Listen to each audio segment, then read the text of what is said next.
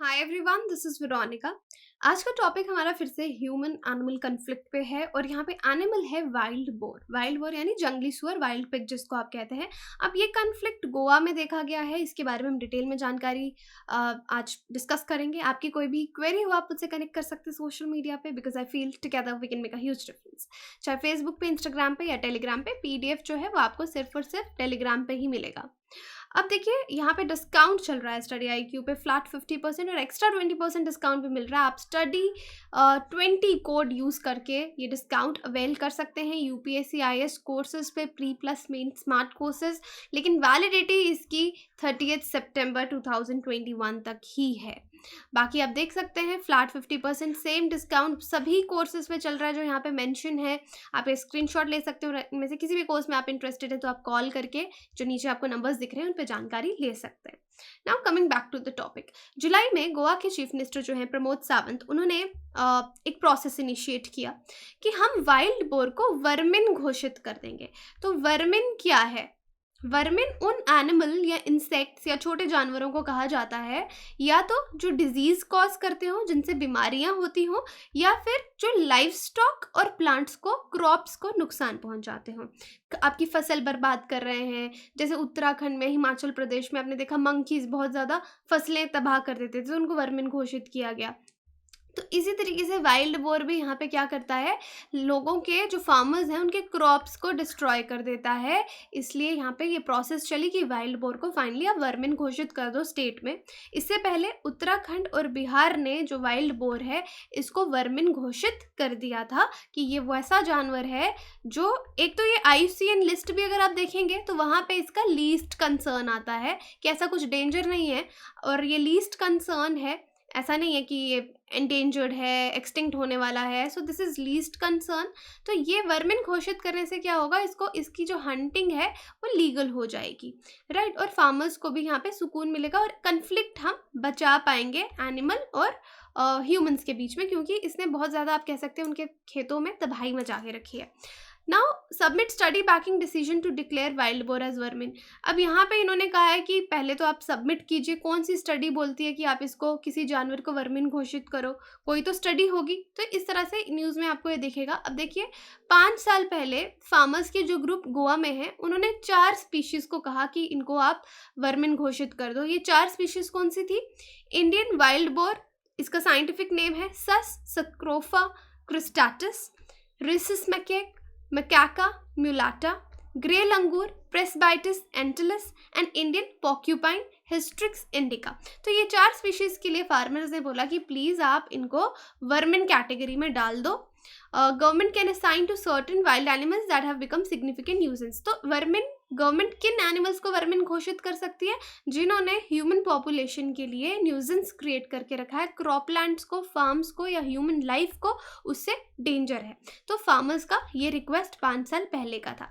IUCN status इसका मैंने आपको ऑलरेडी बता दिया, तो यहाँ पे भी देख लीजिए। IUCN वाइल्ड बोर का लिस्ट है लीस्ट कंसर्न कैटेगरी में, और लीस्ट कंसर्न है। और वैसे भी बता दूं कि बहुत जल्दी रिप्रोड्यूस करते हैं, इनका पॉपुलेशन जो है बहुत जल्दी ग्रो करता है।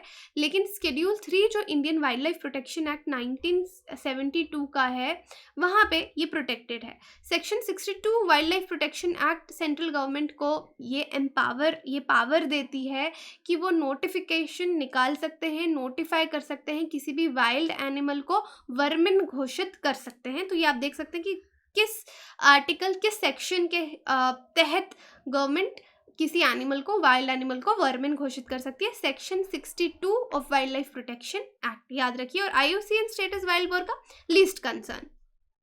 अगर वर्मिन घोषित कर दिया तो इसका क्या मतलब है? अगर एक बार ये वर्मिन घोषित हो गया वाइल्ड बियर, तो इसकी हंटिंग, किलिंग जो है उसका कोई लीगल कॉन्सिक्वेंस नहीं होगा। वरना हमारे देश में किसी जानवर को मार दो तो पूरे आपके कोर्ट केसेस चलते हैं, राइट। और चलने भी चाहिए, हमको बायोडाइवर्सिटी को, वाइल्ड लाइफ को प्रिजर्व करना है। लोग इलीगल हंटिंग करते हैं, पोचिंग करते हैं। अब ये जो वाइल्ड बोर है, बेसिकली इसका जो मीट है वो बहुत जगह बैन है। वाइल्ड पिग का मीट वरना आप जानते हैं कि पिग का मीट बहुत ज़्यादा बहुत सारी स्टेट्स में लोग इसको एज अ डेलिकेसी खाते हैं, पोक जिसको कहा जाता है, लेकिन वाइल्ड पिग का बैन है। लेकिन स्टिल कुछ स्टेट्स हैं जहाँ पे इसके मीट को भी डेलिकेसी कंसीडर किया जाता है, तो इसकी इलीगल हंटिंग होती है कि लोग इसका मीट जो है फिर उन स्टेट्स में लेके जाते हैं। बट एनीवे, वर्मिन घोषित करने के बाद क्या होगा, इसको अगर कोई मारेगा तो उसका कोई लीगल कॉन्सिक्वेंस नहीं होगा। इंडियन वाइल्ड बोर्स की बात करें तो ये सब स्पीशीज़ हैं यूरेशियन वाइल्ड बोर के, और पूरे देश में ही आपको देखने को मिलेंगे। इनकी पॉपुलेशन जो है, क्योंकि बहुत ही प्रोलिफिक ब्रीडर्स हैं, बहुत जल्दी जल्दी ब्रीड करते हैं थ्रू आउट द ईयर, इनका ऐसा कोई ब्रीडिंग सीजन नहीं है, थ्रू आउट द ईयर इनका ब्रीडिंग सीजन रहता है। फीमेल बोर अगर आप देखेंगे, वो 1 डज़न यंग वंस को बर्थ देती है जो बहुत जल्दी बड़े हो जाते हैं एंड दे सर्वाइव। जब तक वो एडल्टहुड तक पहुंचते हैं वो सर्वाइव भी करते हैं। इससे इनका पॉपुलेशन एक्सप्लोजन हो सकता है, बहुत कम समय में पॉपुलेशन इंक्रीज हो सकती है। अब अगली बात, इनकी पॉपुलेशन को सर्वाइव करने के लिए क्या है कि एक तो कोई एनिमल जब उसका बर्थ हुआ वो एडल्टहुड तक सर्वाइव कर जाए, दूसरा उसको खाना मिलता रहे, उसका हैबिटेट जो है वो सही से रहे। अब वाइल्ड बोर्स को दोनों ही चीज़ों की ज़्यादा प्रॉब्लम नहीं है, इनको ऐसा फॉरेस्ट नहीं चाहिए कि इनको प्रॉपर फॉरेस्ट इनका हैबिटेट होगा, अदरवाइज इनको सर्वाइवल में प्रॉब्लम आएगी। नहीं, ये रूरल एरियाज़ में बहुत ईजिली सर्वाइव कर लेते हैं। एक तो ये नॉकटर्नल है, नॉकटर्नल यहाँ पे लिखा है, okay, nocturnal by nature. Nocturnal का मतलब है कि ये रात को एक्टिव होते हैं। जो डायurnal होते हैं, डायurnal एनिमल्स जो दिन को एक्टिव होते हैं, ये वाइल्ड बोर्स नॉकटर्नल है, रात के समय एक्टिव होते हैं। जब सब सो रहे होते हैं तब जाके फार्म्स पे अटैक करते हैं। ये फार्म्स के एज पे रहते हैं, कहीं कोने में फार्म के पड़े रहेंगे, दिन के टाइम पे रेस्ट करते रहेंगे और रात को अटैक करेंगे फार्म्स में। और उसके बाद वहाँ पे फार्म्स में जाके ट्यूबर्स और जितने भी प्लांट्स हैं उनको खाना शुरू कर देंगे, और एक ग्रुप जो है ये वाइल्ड बोर्स का पूरे फार्म को डिस्ट्रॉय कर सकता है। अब यहाँ पे मेजर रीज़न क्या है कि ये human wild life conflict, specially human wild boar conflict क्यों इंक्रीज हो गया? ह्यूमन पॉपुलेशन भी इंक्रीज हो रही है, लैंड का जो यूजेज है वो भी ट्रांसफॉर्म हो रहा है, लोग उनको क्रॉप लैंड्स में कन्वर्ट कर रहे हैं। वाइल्ड स्पीशीज़ के जो जहाँ पे ये पहले रहते थे अब उनके घर ख़त्म हो रहे हैं, डिग्रेडेशन हो रही है लैंड की, और फ्रैगमेंटेशन हो रही है, इको टूरिज्म इंक्रीज़ हो रहा है। ये कुछ जनरल पॉइंट्स हैं जो आप हमेशा कहीं ना कहीं ह्यूमन वाइल्ड लाइफ कन्फ्लिक्ट में हमेशा इंक्लूड कर सकते हैं। उसके बाद आप देखिए abundance and distribution of wild prey, increasing wildlife population, climatic factors, ये सब फैक्टर्स हैं कि क्यों कन्फ्लिक्ट जो है वो इंक्रीज़ हो रहा है। इंडिया में स्पेसिफिकली आप देखेंगे बहुत सारे वर्टिब्रेट पेस्ट्स हैं, जैसे कि रोडेंट्स हो गए, रोडेंट्स जैसे आपके रैट्स हो गए, वाइल्ड बोर्स हो गए, ये नेक्स्ट एग्जांपल है, not in rodents, blue bulls हो गए जिसको आप नीलगाय बोलते हैं, मंकीज हो गए। तो इस तरह की बहुत सारी न्यूज़ आप देखते रहते हैं कि क्रॉप्स को, फसलों को तबाह कर देते हैं। फार्मिंग कम्युनिटी काफ़ी कंप्लेन करती रहती है इनके खिलाफ, और फार्मर्स को डेंजर भी लगता है, स्पेशली जो स्मॉल स्केल फार्मर्स होते हैं। नॉर्मल कोई फार्मर होगा या कोई क्रॉप लैंड होगा, 1 हेक्टेयर जितना एरिया होगा, अब एक पिग ग्रुप आएगा वाइल्ड बोर्स का तबाह कर देगा, तो लोगों का रोजगार ही खतरे में पड़ जाता है। जो लोग फार्म लैंड पे ही डिपेंड करते हैं, क्रॉप्स पे डिपेंड करते हैं, उनके पूरी क्रॉप्स अगर बर्बाद हो गई, उनकी पूरी फसल बर्बाद हो गई, तो उनका रोजगार ही खतरे में पड़ जाता है। तो ये कुछ रीजंस हैं जिससे ये ह्यूमन एनिमल कन्फ्लिक्ट हो जाता है। अब एक और रीजन है डिगअप, ये जो वाइल्ड बोर्स हैं ये क्या करते हैं, प्लांट्स को उनकी जड़ों से ही उखाड़ देते हैं, तो एक रात में बहुत तबाही मचा देते हैं। बहुत सारे जो मैंने आपको बताया 1 हेक्टेयर तक फार्म्स होंगे, पूरी रात में तबाह कर देंगे। अब वाइल्ड लाइफ को क्या थ्रेट्स हैं, स्पेशली वाइल्ड बोर्स की बात करूं, इनको क्या थ्रेट्स हैं? एक तो फार्मर्स इनको मारते हैं। क्यों मारते हैं? बिकॉज ये उनके क्रॉपलैंड्स को तबाह करेंगे आके।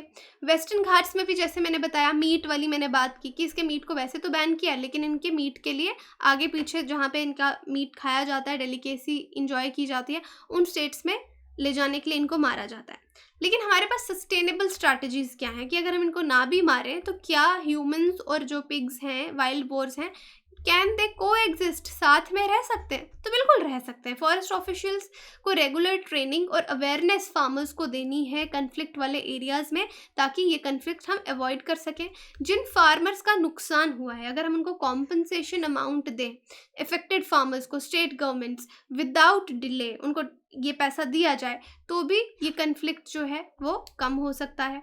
अब जैसे एक स्ट्रैटेजी यूज़ की जाती है तमिलनाडु के कृष्णगिरी डिस्ट्रिक्ट में। कृष्णगिरी डिस्ट्रिक्ट में भी कुछ लोकल्स हैं, वो कुछ अच्छी स्ट्रैटेजीज, ह्यूमन स्ट्रैटेजीज लेके आएंगे। हम एनिमल को मारेंगे नहीं, इसको थोड़ा दूर रखेंगे अपने एरिया से। तो ये क्या करते हैं, लाइव वायर्स को अगर कोई एनिमल पकड़ता है तो मर जाता है शॉक से, तो ये लाइव वायर्स यूज़ नहीं करते, उसकी जगह सोलर फेंसिंग बना रखी है कि अगर सोलर फेंसिंग के पास कोई आएगा उसको शॉक लगेगा, लेकिन इतना भी ज़्यादा नहीं लगेगा कि वो मर जाएगा जानवर, राइट। तो एटलीस्ट जो उनके कल्टिवेटेड एरियाज हैं वहाँ पे सोलर फेंसिंग कर देते हैं, और उससे क्या होता है, ये जानवर वहाँ से दूर रहते हैं क्योंकि शॉक से डर जाते हैं। तो इस तरह की स्ट्रैटेजीज अपनाई जा सकती हैं। इस वजह से वाइल्ड पिग अटैक्स वहाँ पे कम भी हुए हैं और कोई लाइफ जान माल को भी नुकसान नहीं हुआ है। और फार्मर्स रात को जाग के अपने फील्ड्स को ध्यान भी रखते हैं, गार्ड भी करते हैं। जैसे किसी एक की ड्यूटी लगा दी, भाई आज 2 आदमी जागेंगे। गांव में छोटी छोटी जगह पे इस तरह की स्ट्रैटेजीज अपनाई जाती हैं। डॉग्स को भी रखा गया है फील्ड में ताकि वो वाइल्ड बोर्स को डरा के भगा दें। तो ये आपकी सस्टेनेबल स्ट्रैटेजीज हैं। एक तो देखिए एक्सट्रीम आ जाता है कि जानवर को मार दो, जो कि नहीं करना चाहिए। सस्टेनेबल स्ट्रैटेजीज के साथ अगर प्रॉपर मैनेजमेंट है, बहुत सी चीज़ें सॉल्व हो सकती हैं। अब यहाँ पे सवाल है आपके लिए, a sandy and a saline area in the natural habitat of Indian animal species, the animal has no predators in that area but its existence is threatened due to destruction of habitat, which one of the following could be that animal. एक animal की hint दी गई है, sandy saline area उसका natural habitat है, Indian animal species है।